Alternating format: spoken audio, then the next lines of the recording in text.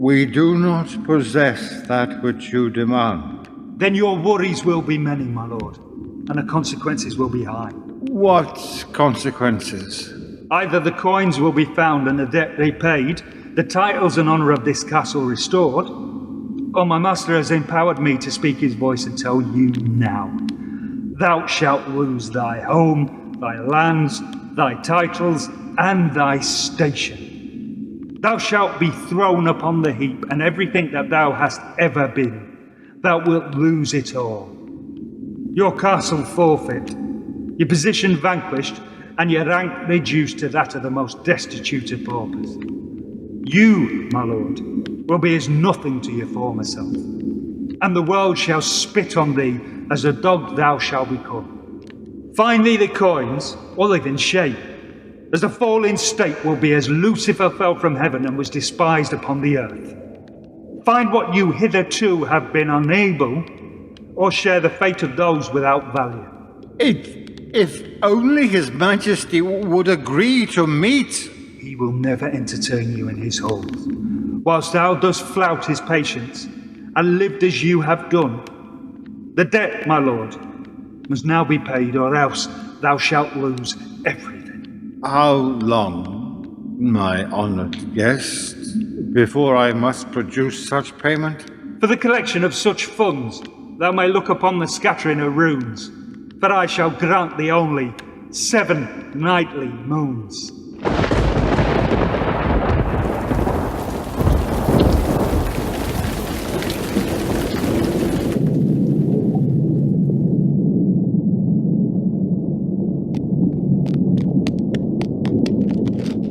Oswick? My young lord? I heard the knocking. For what visitors have honoured our home? Those from the south. The south? The city of York. The Lord High Sheriff of York? The very same, my young lord. Does the Southern King send greetings to my father, Oswick?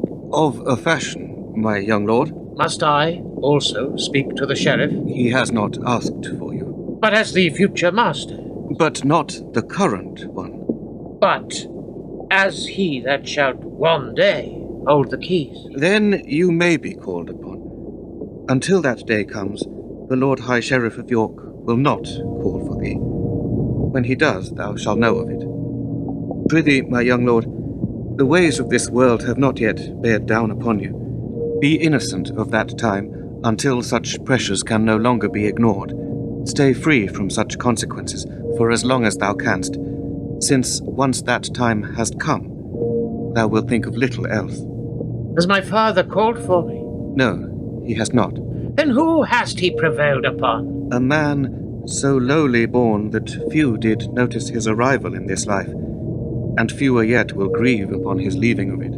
My father doth treat all men the same, but gives his trust to few. Only those he has found to be of worthy heart and honest action, as he his true thoughts openly declared. Why hath the Sheriff visited this far north?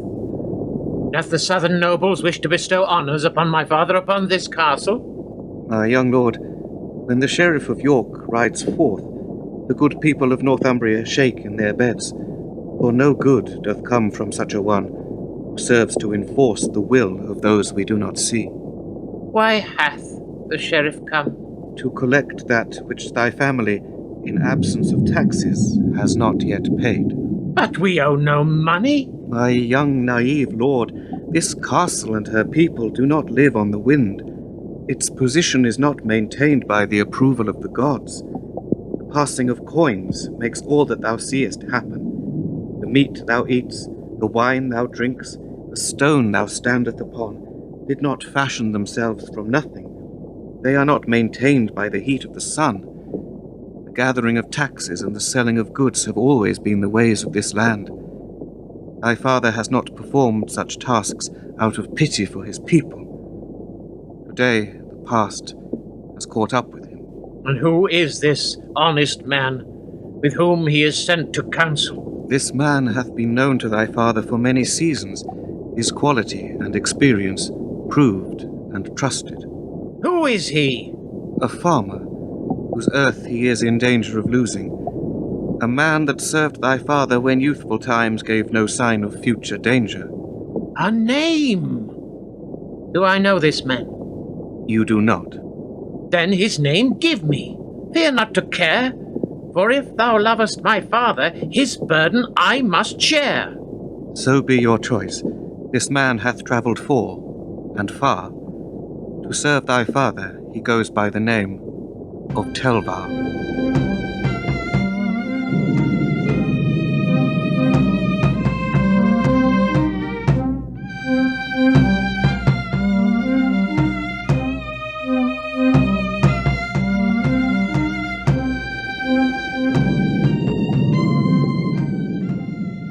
My friend, by honest view, I must once more prevail upon thy judgment rely, as if my very soul were before my Maker. Though I cannot travel without the notice of many faces, eyes that will see, ears that will hear, and tongues that will declare a knowledge that they may not possess. That is the way fear can spread across this land and take the reason from the thoughts of men. Therefore, I must ask you once more to be my man, to see what I may not, to hear what I may not, speak what I may not, and tell me what others will not say, namely the truth. Wilt thou do that service once more for me? I will, my lord. Such kindness thou hast always held. But please forgive my cheap and ungrateful manners. How doth your wife, my friend, and how fares your daughter? My wife, my lord, is well and healthy. She doth bark at me from the first grey cracks of winter daylight to the faded streaks setting within the frozen air of solstice night. And thy daughter? She is my joy and my contentment. The evils of this world are reduced to playful trifles when I behold her. She is my heart's happiness. She doth make me sing. For the blessed man I am to have such a daughter. My ambitions are all but lost. Only she do I say a prayer for. What is her name? Clarice, my lord. And that speaks most fairly of her. Fair she is, my lord. My hope is that the world will deal most fairly with her. I shall say a prayer to that end. Now, my friend, I shall bring this meeting to the point of our discussion. Name it, my lord. 3 long winters have scoured our land. The watery spray hath salted the very earth upon which we have farmed and bred our sheep. Find me a field, a patch, a slither of ground, of grass, a blade that hath not been ruined by the curse of Neptune's spit. Give me some hope that the health of this small kingdom may one day feed our people. Find what I cannot see. Find me the hope to tell the sheriff that he may know that we upon these 3 long years have ourselves looked to the future, and that the patience of the monarch that reigns in the south has not been in vain. For they will take all that we no longer have to repay that which we no longer possess. Dost thou believe that you can do this? My lord, thou knowest I am a farmer. These endless winter seasons have taken their toll. I myself have nothing but enough to feed my own. When we did stand against a mighty foe from across the seas, we had only hope to slay so many, but we did it. Wilt thou this last one service undertake, and bring thee hope to a grey-haired old man?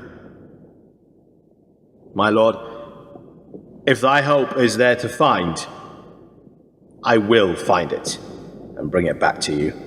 I thank thee. Go, my good and trusted friend. My hopes and prayers go with you. My lord.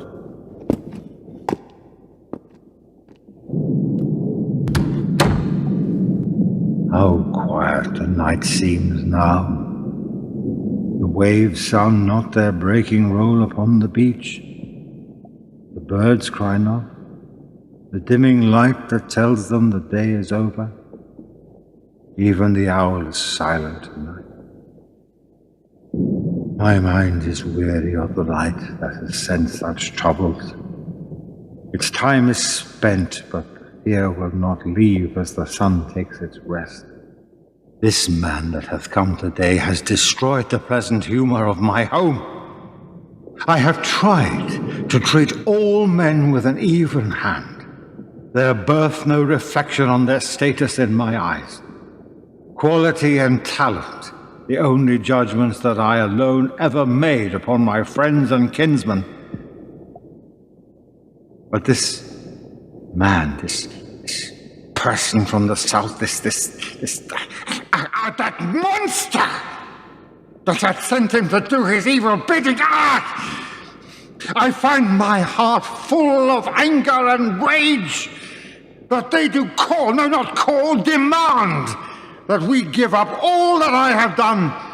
This castle, my family, my friends, the people of this town have never, in all the days that ever I have lived, rebuked this southern lord who now holds power over us all. If I had him within my walls, I must not think what I would do.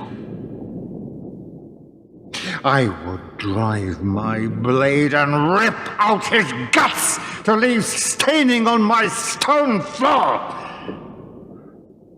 How changed I find the owing of this sum. Through what in debt may I become?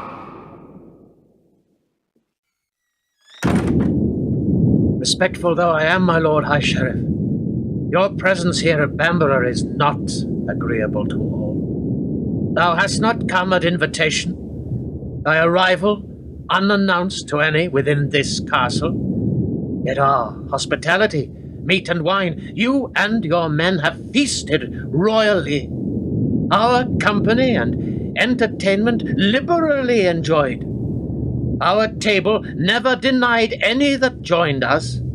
My father's generosity known and spoken of in esteem across this land.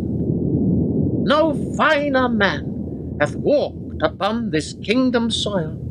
Your master, flattered, should be to call him brother, to count himself within the same title and rank of one so noble. But thou dost not thank this estate for all it has shared with you. Unwarned and unprepared as we were for your arrival, still the gates to you were never barred. Now, my Lord High Sheriff of York, hast thou repaid this kindness from my father? Threats and fear hast thou conveyed as thy gifts. Intimidation, wrapped up as messages from a faceless king, have we from you received, my lord. Never once hast thou spoke with understanding. Never hast thou sought to conceive the troubles of the life led here upon this coast, when harvests failed and cattle died. The people raised their hands, prayed to God himself to warm them in the bitter, blistering gales, feed the starving babes, clothe their naked children, provide for those without the means for shelter and bread. God did not answer us. The angels remained silent in the rising snow. Only one man did what the Lord in heaven would not do. Only one man did what the Lord in heaven could not do. Neither did we receive coins from the south, never meat or cloth to keep out the raging air. Not once did you, my Lord, approach our walls with hope in your voice and promise in your heart. Only one man did ever bring these things to the destitute of this land, and it was not your king